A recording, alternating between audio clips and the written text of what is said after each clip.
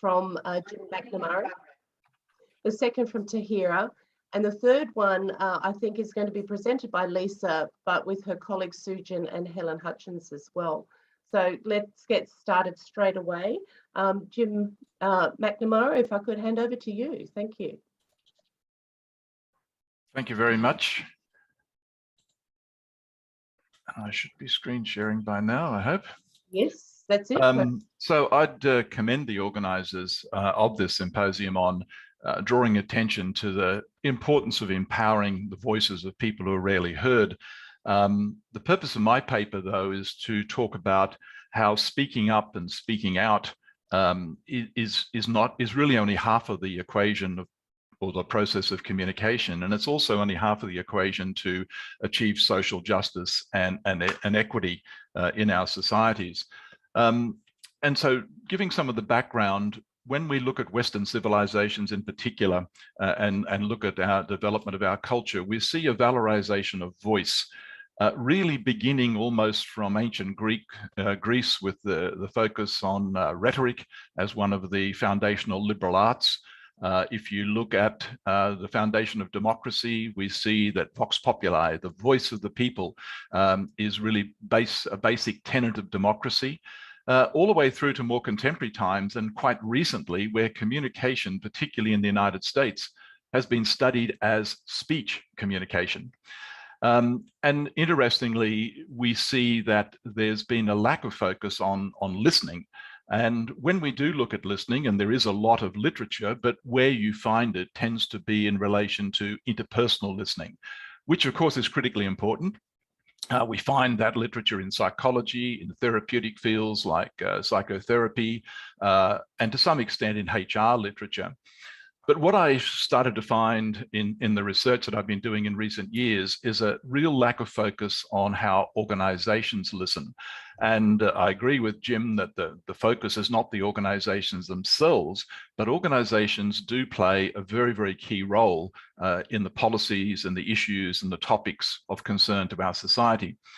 What I found is a theoretical neglect of listening and also a practical neglect of listening. And like it or not, in industrialized and sometimes called organized societies, organizations, government, non-government, corporations, and other institutions play a very much a central role in our society in deciding policy, in distributing services, and so forth. Why do listening? Well, I think it's fairly obvious, and we don't need to discuss this in great detail, but we know from industry studies like Edelman in their trust barometer that there's a low level of trust in government, in corporations, and in many of our institutions in contemporary society. And I commend to you a 2021 book by Ruth Garland, a LSE recent PhD graduate who I supervised, who's written and who worked in government for 30 years, written a devastating book on just how governments distribute propaganda and don't actually listen, and how that connects to the loss of public trust. We see declining participation and engagement. The democratic deficit is widely discussed in political and in communication literature. And as this theme of this symposium talks about, we know that there are many marginalized and disenfranchised groups in our society, which of course leads to social inequity, a loss of social capital for those. But also it isn't just the marginalized groups who are affected, it affects all of us because it breaks down social cohesion in society. Now, when we come to organizations, the reason I focused on organizations and how they do or don't listen, it's because there are some very specific characteristics of communication in organizations. And the first is that, yes, they do need to listen to some specific groups at times, but organizations also need to be able to listen at scale. Unlike you and I that might listen to one person or a small group of people with our ears, organizations need a scalable form of listening. That in turn means that listening in organizations is delegated. It's delegated to various functions, and I certainly haven't just studied public relations. Listening is delegated to customer relations, customer call centers. It's delegated to research companies. It's delegated to consultation and stakeholder engagement teams and so forth. And that in turn leads to the third characteristic, where listening in organizations is mostly mediated. It's mediated through submissions, emails, letters, complaints, and various forms of online or physical documents. My study that I'm reporting on is actually based on empirical research. In fact, about 7 years of empirical research.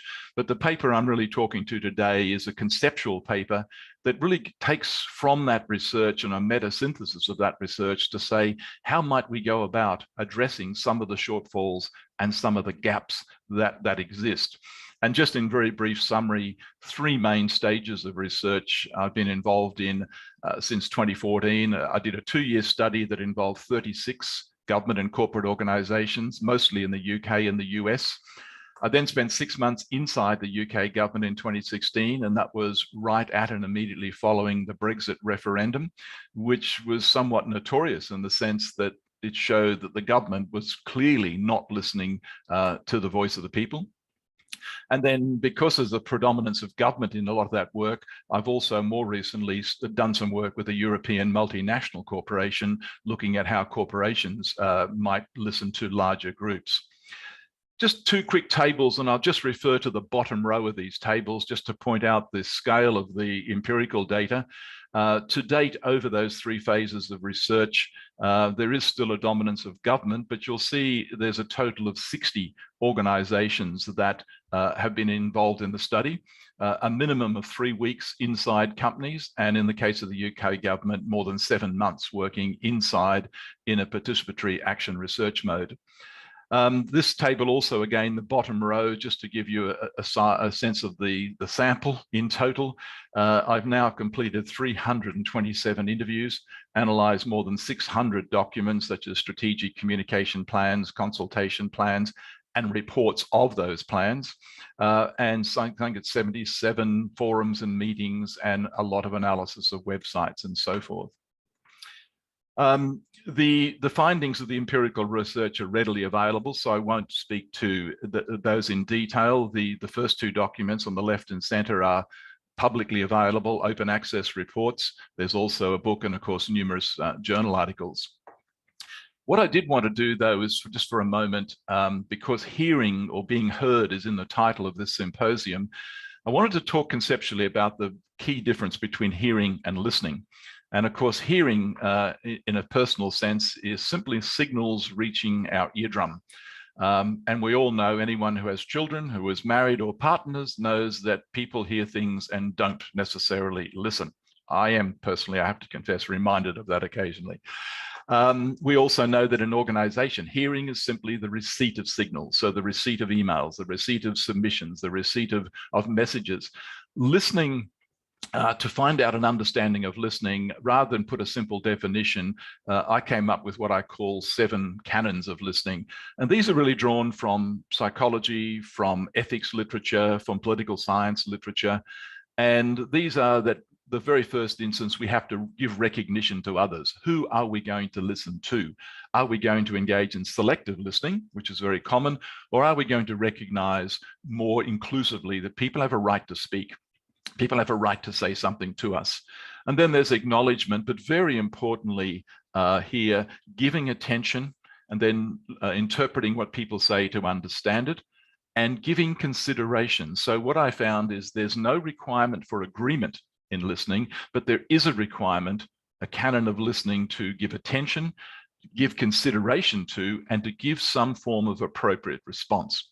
That response can actually be disagreement, but we must pay attention and give genuine consideration. So these are the definition that I was, or the canons that I was working within.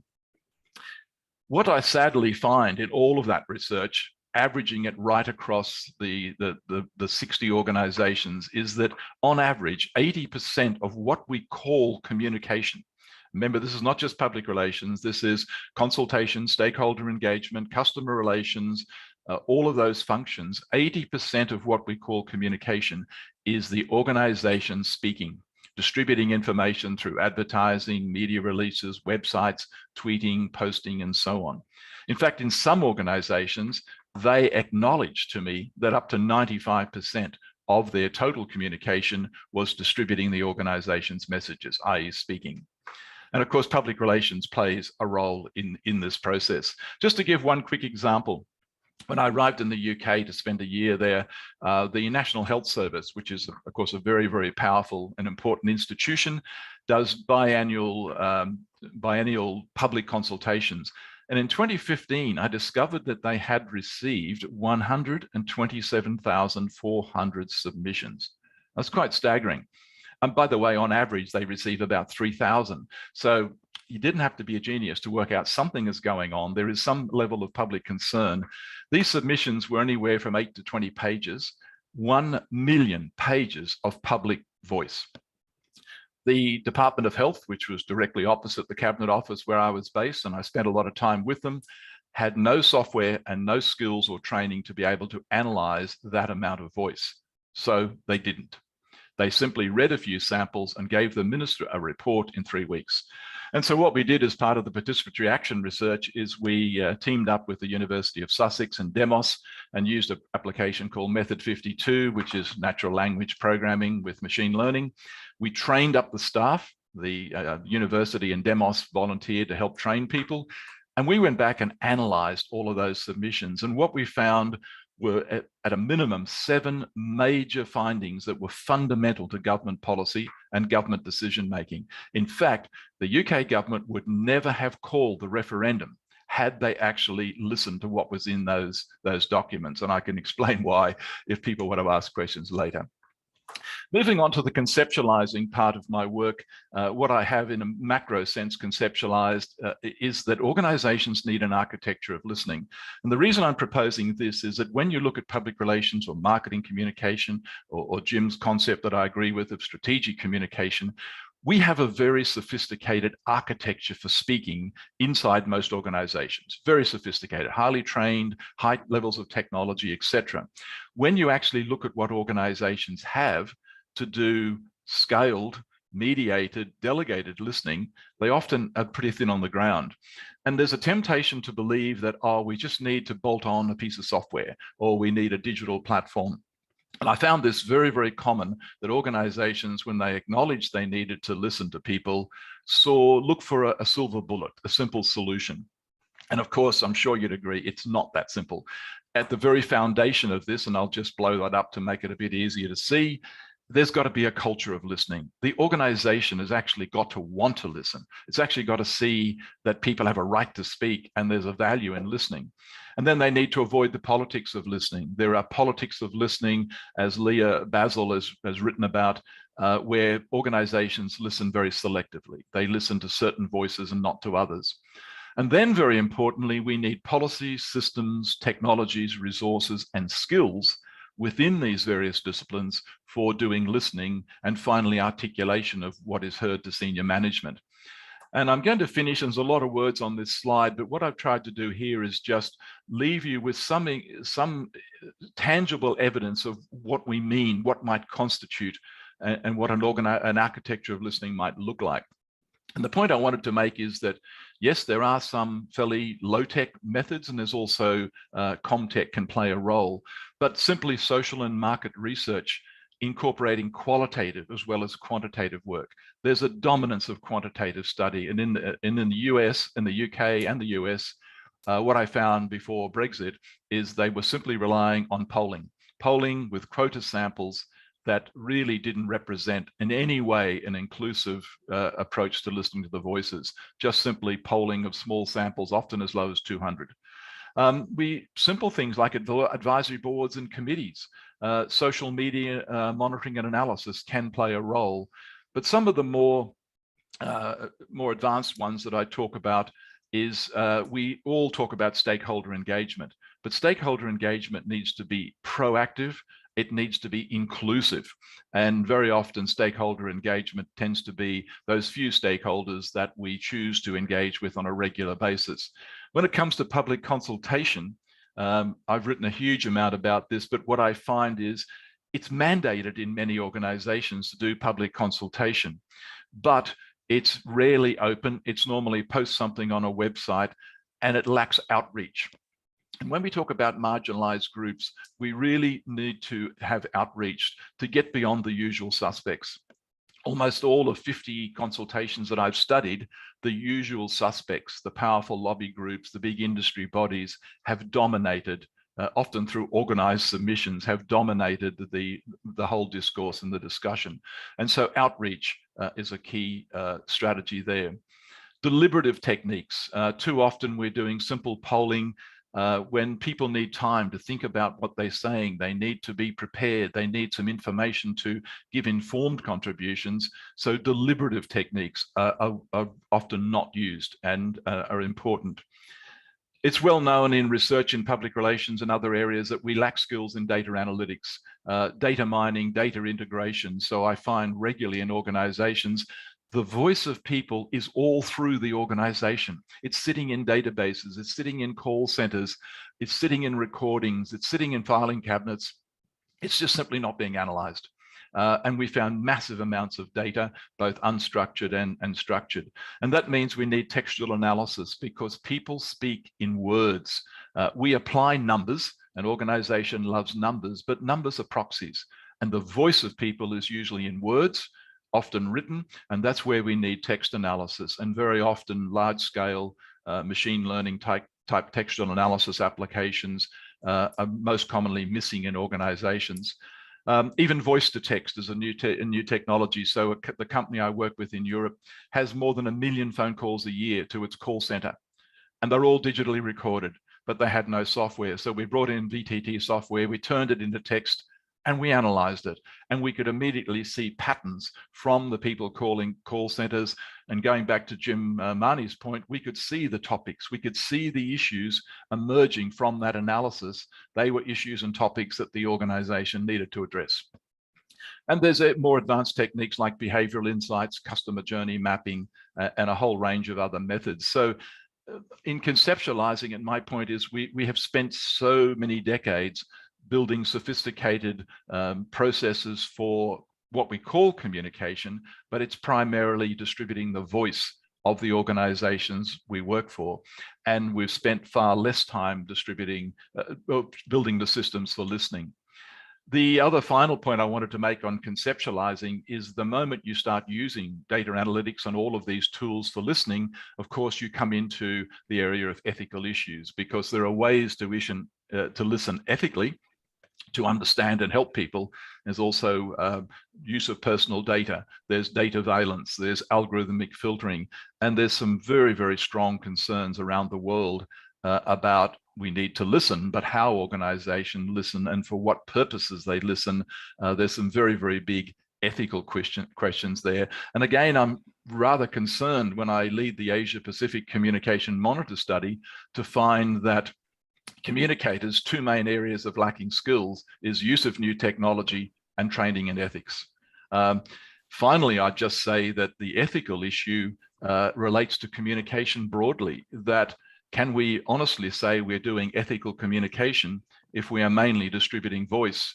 To me, if we're truly two-way, if we are truly dialogic, a requirement of all communication, a requirement of ethics is to involve and engage ourselves in listening inclusively and ethically, not simply distributing voice.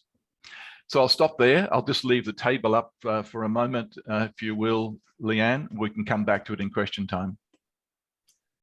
Thanks so much, Jim. Excuse me. You've obviously got your message out there. The chat function has been going. People are really engaging with what you have to offer there, so I'm sure there'll be questions. But we'll move on to our next speaker. In fact, we've got one missing in action, so we're going to ask Lisa to step up next. Lisa, are you ready for that? Absolutely. Okay. I'll share my screen. Can you see my screen? Yes. Awesome. Thank you so much. Good morning. My name is Lisa. I'm a senior lecturer at QUT Business School in Brisbane.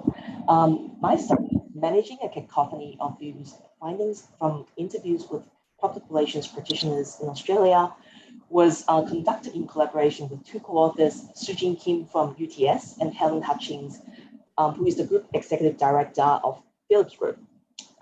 Helen is a specialist in engagement practices and has been working with many public sector organizations. Helen has recently been re-elected as the Deputy National President of the PRIA. So Soojin and I are very lucky to have had an opportunity to work with Helen, who has guided us in creating the conceptualizations in this study. We would like to make sure that our study actually reflects real-life public relations practices. And at the same time, we would like to acknowledge that our study was funded by the Arthur W. Page Center at Penn State University, but that the findings in this study do not reflect the views of Penn State University. So our study was first inspired by Professor Macnamara's study on organizational listening. As Professor Macnamara has conveyed, his organizational listening project has studied numerous organizations in the UK, US, and Australia. And he explored how well organizations listen through a range of practices. And these practices actually include things like public consultation and the use of social media. We would assume that listening is embedded in these practices. But Professor Macnamara found that there is more organizational speaking than listening. And the organizational listening that does occur was mostly instrumental, undertaken to serve the organization's interests, such as gaining insights into consumer psychology to sell more products and services. At the same time, he acknowledges that organizational listening is easier said than done because of the challenges of scale and diversity of views, among stakeholders and publics that can lead to a cacophony rather than consensus. Lisa, I'm sorry to interrupt. We've had a number of people ask if you can go into presentation mode rather than seeing your next slide. Oh, definitely. Thank you. It will just be easier. It's in the share screen function, right? Yeah. Let me stop that and so if you just go to presentation, yeah, we've seen your next slide. Oh, okay. Sorry about that. Let me go to presentation mode first, and then I will. And it's great to see you following Jim and quoting him. I'm sorry about that.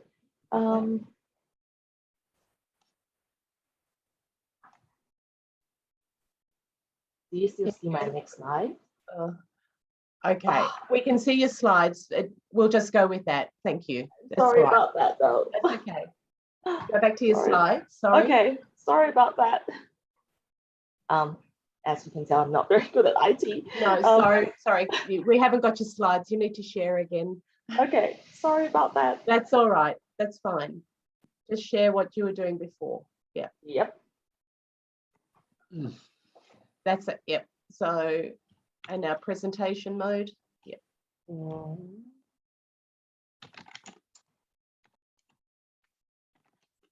Yep. Thank you. Continue. Thank you so much. Sorry about that.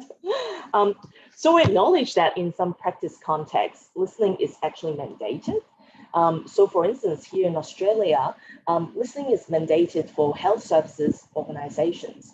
So they need to engage in what they call consumer partnerships in order to get their accreditation. So with that in mind, we also look at some literature on stakeholder engagement and social license to operate. Now, social license to operate, it's obviously something that organizations would desire to have, but there are inherently some biases in the conceptualizations of social license to operate, which actually hinder meaningful stakeholder engagement. For example, most of the time, the purpose of stakeholder engagement is for organizations to be able to manage community expectations. So again, it's mostly about meeting organizational objectives. And three things are noted in this study. There's a tendency to privilege well-organized and local communities and groups over marginalized dissent or non-local stakeholders. So oftentimes there could be larger impacts than local impacts. For example, there could be global impacts or environmental impacts, but those groups might not be included in the stakeholder engagement process. Second, a concept of engagement that restricts opportunities for two-way dialogue and long-term, equal and meaningful deliberation. For example, we may have websites that ask people to contribute their views, but we don't actually bring people together and make them talk to organizational decision makers, for example. And the third thing is there is a failure to represent the actual nature and impacts of the operations at stake. With that in mind, we also look at the concept of dissensus in public relations. So the concept of dissensus acknowledges that power imbalances are present in society, and that language is used to express dominance and or resistance. This study conducted look at the post on AAA's website after its chief operating officer expressed opposition to same-sex marriages. And the study found that social media could be counter-public spaces where activists challenge dominant discourses and provide a platform for multiple competing and often conflicting perspectives to emerge. Now, a lot of concepts in public relations do assume that we work towards achieving consensus, or at least pursuing consensus.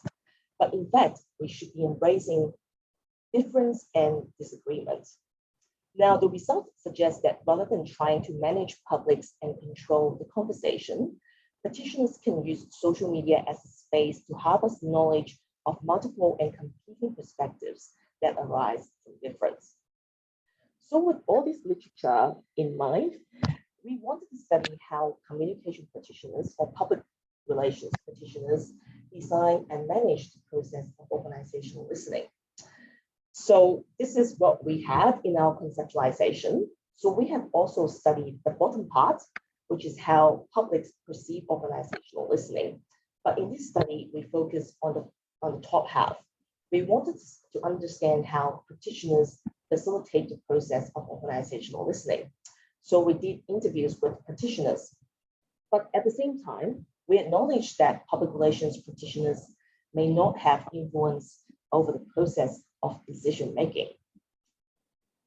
So through our networks, we recruited 28 public relations practitioners for interviews. We talked to them on the phone. These are some of the research questions that we have explored. What are the roles of public relations practitioners in organizational listening? How do they design and manage the process? We interviewed 11 male and 17 female practitioners, including 15 in-house practitioners and 13 working agencies or consultancies. 14 of them self-identified as engagement specialists. On average, they have worked in the industry for 13.5 years, and thematic analysis was conducted. So this is our interview guide. As you can see, we started with some opening questions about the definitions and purposes of organizational listening, followed by some questions about the processes of organizational listening.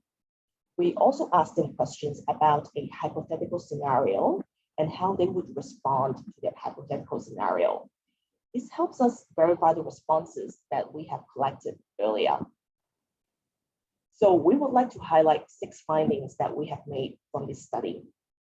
Finding 1, organizational listening facilitates shared understanding between organizations and stakeholders and serves multiple purposes. So some of the purposes that our participants have shared are more public-centric, and some of them are more organization-centric. For example, organizational listening serves the purpose of gathering stakeholders' needs and expectations, gaining an understanding of the issues experienced by publics, adjusting organizational actions, generating shared understanding and delivering outcomes desirable for both organizations and publics.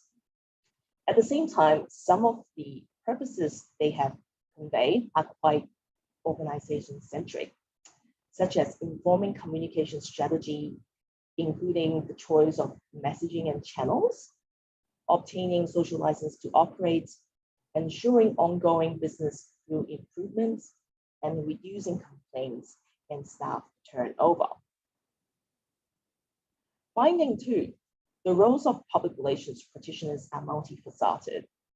So we acknowledge that their role is to create and support the structure and mechanisms for organizational listening. They emphasize that they have to do it in a way that works for organizations, considering their budget constraints and organizational culture and hierarchy. They acknowledge that listening is a continuous process, that it never stops.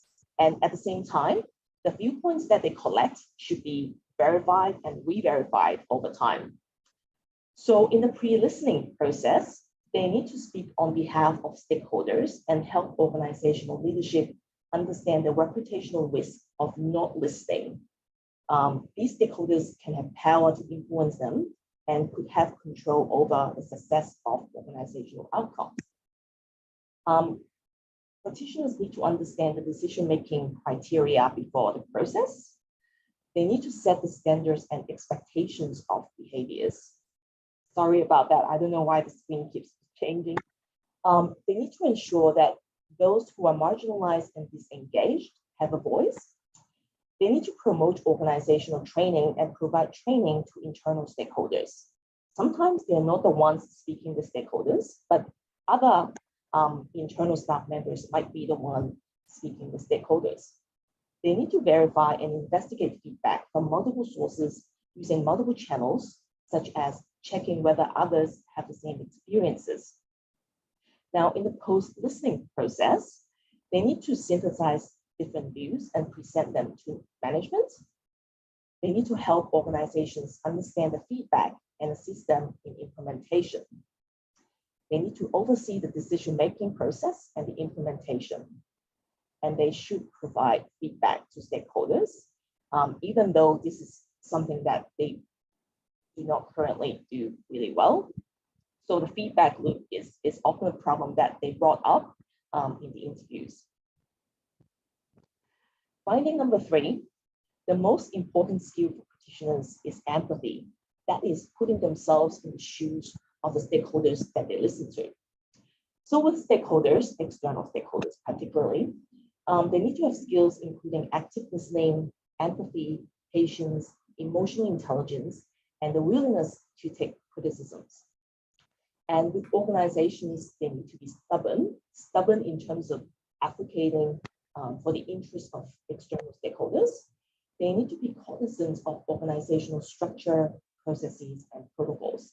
They need to talk to the right people within the organizations to make sure that the feedback is heard and that decisions are made with the feedback in mind.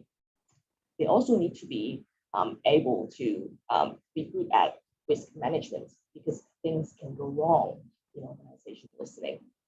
So with both stakeholders and organizations, they should be good at relationship management. They should have good relationships with both internal and external stakeholders, and they need to have good negotiation skills. Now, they also acknowledge that different stakeholders have different expectations. If they know that they're being listened to, they may expect to have influence over the outcomes. And because not all feedback can be implemented, they must be careful in setting expectations and commitments and negotiating outcomes with stakeholders. As Professor Macnamara said, there are differences between listening and hearing. There are also differences between hearing and understanding, and between understanding and decision-making. Practitioners use multiple channels to ensure the collection of diverse views. Our research participants have brought up the practice of stakeholder mapping as a common practice for them to figure out the publics who are affected by organizational decisions. At the same time, they emphasize that they must not over-segment, because they should listen to as many people as possible. They ensure diversity using criteria such as age, gender, geographic locations, viewpoints, and access to technology. The choice of channels is normally dependent on the choice of stakeholders, and the use of multiple channels is desirable for capturing a broad set of data points and is determined through research. It is critical to provide stakeholders with information about the purposes and expectations of listening before the process, and to provide them with feedback after the process. Finding 5, it's important to listen to not only organization listening can be evaluated. So they suggested that they can be evaluated based on some internal changes, including whether feedback has been heard, whether criticisms have been addressed, what has and has not been adopted, and the implementation of process and policy changes. After these internal changes are implemented, there would be some external changes, such as more positive media coverage and more returns on investments. And then reputational opportunities can be generated, including the organization having more knowledge to move forward and acceptance by the community, which is the social license to operate. I think I might be running out of time. So in my concluding remarks, I would like to highlight just a few points. So we would like to ask the questions of whether organizational listening actually serves all stakeholders or organizations' interest. What are organizations' objectives in organizational listening? After all, some organizations' objectives in organizational listening could be solely to influence stakeholders. Second question, do practitioners actually have influence over the outcomes of listening? They might present the report to management that has diverse views, but do they have influence over the outcomes? They might not have influence. And in terms of managing a cacophony of views, we do ask whether the use of channels actually lead to more diverse viewpoints being collected. As Professor Macnamara has also pointed out, there are some people who are just not interested in using any of these channels to express their viewpoints. So we have to use practices like door knocking to talk to them in person. And the last thing, is there a contestation of diverse ideas involved in the process? Most people are interested in advocating for their own interests, but they don't listen to what other people's interests are. So do listening activities actually serve the purpose of ensuring that different ideas are contested, or are they only platforms for people to express their own views without listening to others? Thank you very much for listening to my presentation. Sorry about myself not being able to use PowerPoint that well.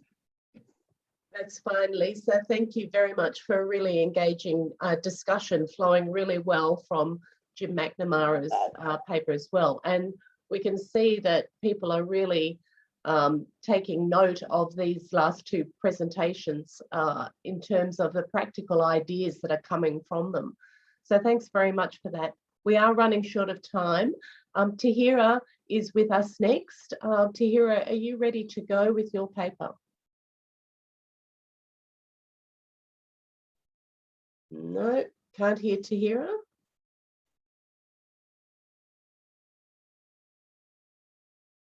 Jane or Amy, are you aware what's happening with Tahera? I know Tahera sometimes has some issues with the internet connection. So if and I know she has been logged on for a couple of minutes. Tahera, everybody's coming in from Oman and it's 4 a.m. there. So she's probably got, and she's got 2 little children. So she's probably got a lot of balls in the air at the moment. I just know she was logging in and I saw her name, saw her up there a minute ago. Jane, shall we can reschedule her this afternoon at 2:30. Is that okay? I would suspect that might be a good way to go, unless you've have you made any contact with her through the chat? I just messaged her. No, I think this afternoon might be the best way to go. Okay, thank you, Jane. That gives us a few minutes for questions and discussion with Jim and Lisa. And if Lisa's co-authors want to join in that discussion, then please feel free to. I think there'll be a lot to discuss. So are there any questions from anyone?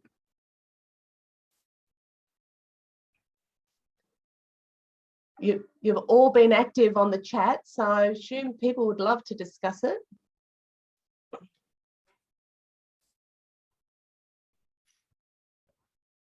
Goodness, we've all gone quiet.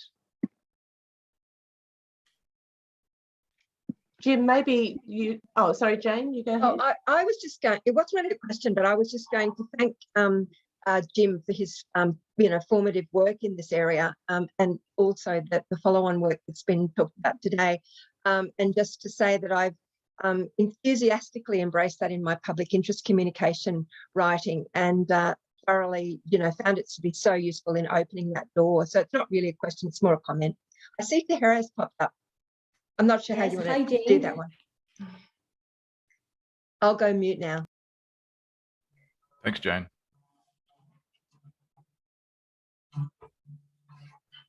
Leanne, you're on mute as well. You were trying to say something. Sorry, Jim, did you want to quickly address what Jane said, and then we'll move to Tahera? Oh, no, just really a thank you, Jane. And I think that, I mean, there's a lot of comments in the chat just about, you know, the difficulty of articulating to management, but I've done some recent work where you can also show management great opportunities, opportunities to improve what they're doing. To the company I work with in Europe, we actually were able to show they put about 20 million euro on the bottom line by carefully listening to customers and changing some of their services. So there's real positives in it as well. And when you get one of those case studies like that, management do listen because they suddenly see value. So the value of listening, we should be communicating, but I'll let Tahera have her time. Thank you. Thanks very much, Jim. Tahera, we didn't realize you had to get up so early in the morning. Thank you very much for making the effort. Are you ready to go? Yeah, I'm ready. I'm sorry, I had some issues with my laptop. That's okay. Please share your screen if you have slides, and we'll get going. Yeah. I'll give you a 2-minute warning. Okay.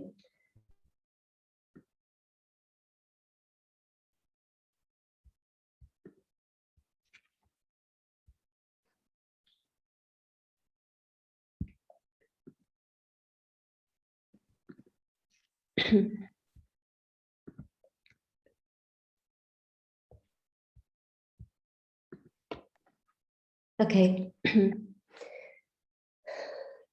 So hello everybody, and good morning to all of you. My name is Tahera Al-Aamri. I'm a PhD student at the University of Queensland, and it's my pleasure to participate in the symposium to present my paper, which is about Sultan Qaboos Meet the People annual tours in Oman, empowering unvoiced people through communication. Ever since my childhood, I've been fascinated by the unique communication strategy of Sultan Qaboos in conducting an annual practice referred to as Meet the People tours, where he was traveling throughout the country to meet people and listen to them, reaching rural villages and areas under harsh climatic conditions, and seeing all of those people celebrating his arrival every year. So therefore, not only as a young Omani citizen, but also as a communication practitioner, a communication researcher, and a public relations practitioner, I've been attracted by those practices and passionate to investigate them in my research.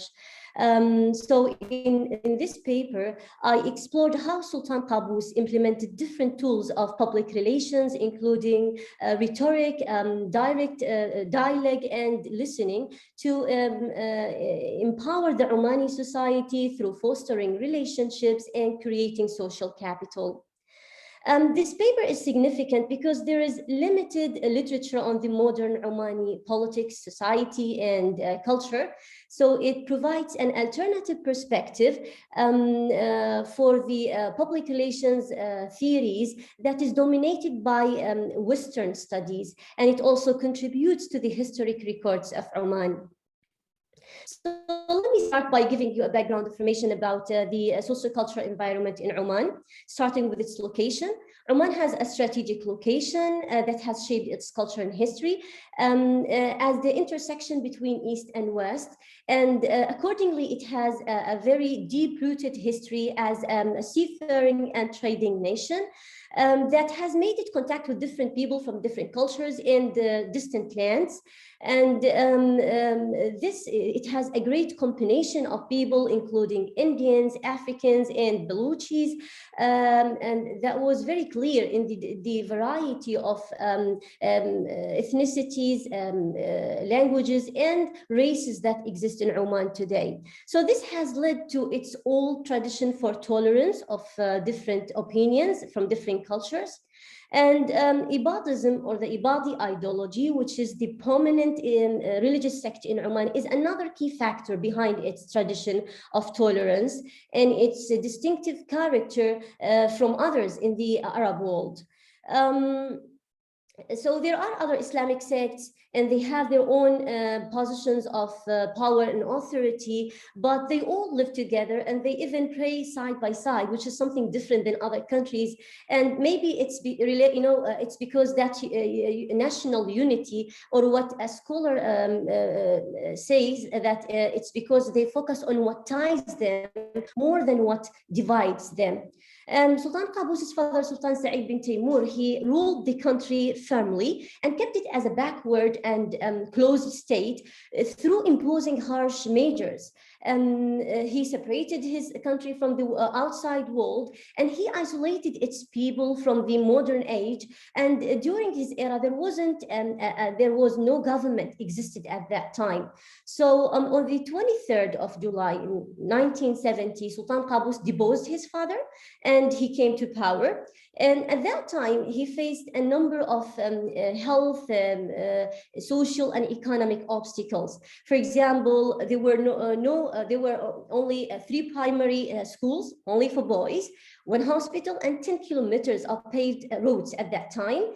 And Oman faced different threats at that time, but the main threat was the rebellions from the southern region of Dhofar, but Sultan Qaboos quelled them with the assistance of other countries. So within days of coming to power, he made the call to all of the Omanis who left the country searching for education, work, and life, asking them to come back to build their nation and serve their country, and they did that, which contributed significantly to that development process of the country. So we can say that within 40 years or 50 years, and from a non-existent base, Sultan Qaboos established social infrastructure of education, health, communications, and economic activity. And Oman, he balanced or he maintained a balance between modernizing his country and let's say, preserving its traditions, creating that modern Omani state. Oman is an oil producing country. It has depended heavily on oil revenues, but Sultan Qaboos used the oil revenues for the national projects and development plans to build the required infrastructure. And it's worth noting here that the Omani society is a tribal society where people are loyal. They are more loyal to their families and their tribes more than anything else and anyone else. Qaboos faced this challenge, and he came to change that and to unify them, which is building relationships and social capital, unify them into a national unity. So now let's move and speak about the Meet the People tours in detail. They started in 1971 and they lasted for more than 40 years. They were considered as an open parliament where people, or again, it was considered as the foundation of the political participation process, where Sultan Qaboos was traveling around the country, encouraged people to come speak to him, and he was listening attentively to them. He was accompanied during these tours by his ministers and his advisors, and he encouraged them to do the same and speak to people and listen to them. And during these tours, he delivered a number of speeches discussing different issues, creating unprompted and direct dialogue between him and his people. Also, there were a number of seminars and symposia that was held at the royal camp under the direct orders of the Sultan, addressing a number of issues of interest for the Omani society, such as the employment of national manpower, Omani women's empowerment, and sustainable agriculture. So we can say that those tours enhanced his reputation and his relationship with his people, and also enhanced that national unity between Qaboos and Omani people. However, some scholars and researchers criticized these tours, saying that they started to become overgrown, and they weakened that ideology of the accessible Sultan, which added too little to the sense of Omani citizenship. And this disappointed some marginal groups. So in my paper, I looked at 10 of Sultan Qaboos' speeches, that he delivered during these tours between 1980 and 2013. Unfortunately, I wasn't able to find any speeches from the beginning of his tours in the 70s, maybe because it wasn't meant to deliver, speeches from top-down speeches, but it was just to create that, the avenues for dialogue and discussion between him and his people. And these speeches were found as they were recorded in print from the Ministry of Information, only 2 of them, and the other 8 were recorded or they were located as audio-visual speeches from YouTube. So I transcribed them, then I translated them into English, which was time-consuming, but and we can consider it as one of the limitations of my study. But I was, it was like just to familiarize myself with the speeches, so that was a positive point of it. These speeches were analyzed using qualitative discourse analysis and thematic analysis to find out different rhetorical strategies that Sultan Qaboos implemented to enhance his community, convince his people, and create social capital. And from the findings, things show us that he used a number of rhetorical strategies. For example, he used Aristotle's 3 artistic groups, ethos, and pathos.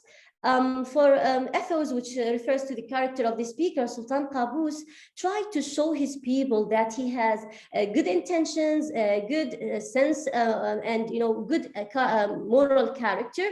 He established or created a political image of himself, not only as a leader, but also as a father of all of the Omanis, because in all of his speeches he was addressing them dear sons and daughters.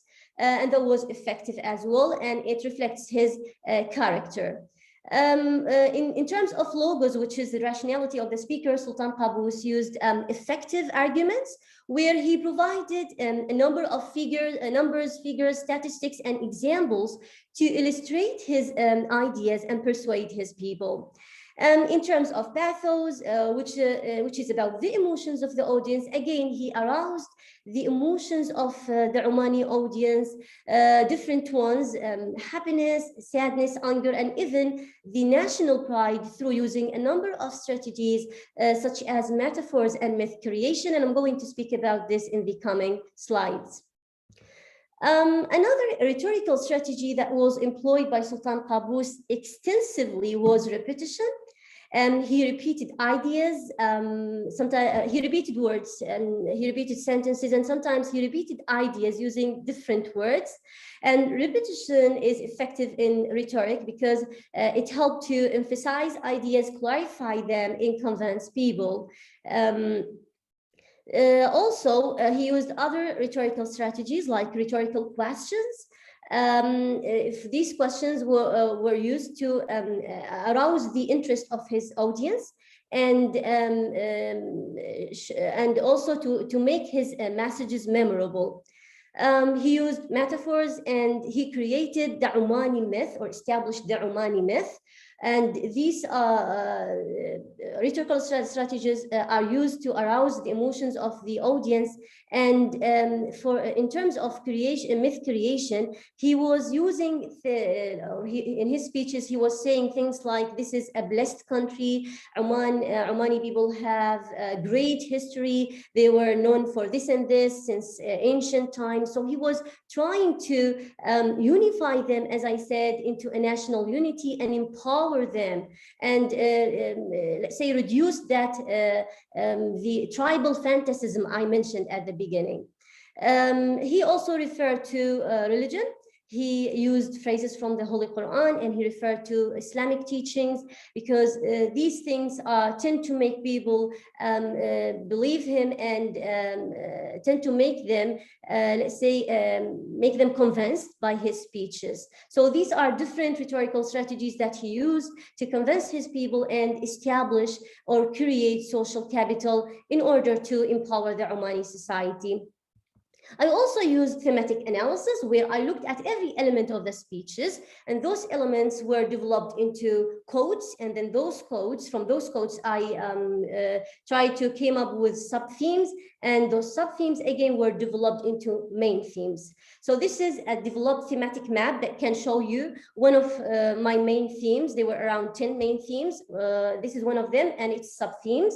It's social capital. And here, I mean by social capital, all of the resources, including reputation, power, wealth, relationships, trust, that an organization or an individual acquire through a network of relationships, creating and producing benefits and outcomes such as cooperation and development. So we can consider social capital as a desirable outcome that generates assets in the society, and because it makes people tend to feel that they belong to their community and they are capable to contribute to their community and work as one group to solve problems collectively, which is empowerment. As well. It also, it can work, or it functions as a mechanism. Social capital functions as a mechanism that can promote what we call capacity building or community capacity building, which is empowering the local people and providing them with the necessary and required skills, which is empowerment as well. So social capital was created throughout the tours to empower people and to empower different groups of people, including marginalized tribes. These are some examples of the groups who were empowered during these tours. So for the marginalized tribes, Sultan Qaboos was camping in the middle of the tribal homelands. And he was providing them with a direct access to him, to speak to him, and he was listening to them as well. He also empowered Omani women. For example, in 2009, he ordered to organize a symposium, Omani Women Empowerment Symposium, where he met the organizing committee, as it's clear from the image here, and he approved some of the recommendations and made some decisions that are related to the Omani women situation in Oman. For example, he announced that the 17th of October of every year is like Omani Women's Day, to celebrate all of the achievements of Omani women. And there are many other decisions that came out from this symposium. He also empowered young people, either in his speeches or in conducting a number of symposia and seminars that addressed issues related to them, such as the empowerment of national manpower, entrepreneurship, where he was encouraging young people to start their own business, and he was announcing the establishment of a number of funding programs, including a RAFT funding program that can enable those young people to develop their own projects. There are other groups empowered by or empowered during these tours, like senior citizens, because he was listening to old people and meeting them in his tours, and also for farmers and fishermen, again, through some of the symposia and seminars, or in his speeches, he was speaking about different issues related to them. So in conclusion, we can say that Sultan Qaboos conducted this type of public relations, or this practice, using different tools such as listening, rhetoric, and direct or open dialogue, in order to create social capital and empower the Omani society. That's all about my presentation. Thank you very much for listening, and I'll be happy to get your comments and questions. Thank you. Thank you very much, Tahera, and well done again for getting up so early in the morning over in Oman to tell us about this fascinating case study. We don't often have case studies from that area of the world, so I'm sure it was enlightening to all of us. I know we are running a bit late, but because of Tahera's amazing effort in getting up so early, are there any questions of Tahera, or indeed Jim and Lisa? Tahera, if you could stop sharing your screen, that would be great. Thank you. No comments? Okay, well, just a reminder that everyone, we've got everyone's abstracts on the ResCom site, on the EduCom portal. So hopefully you've seen that and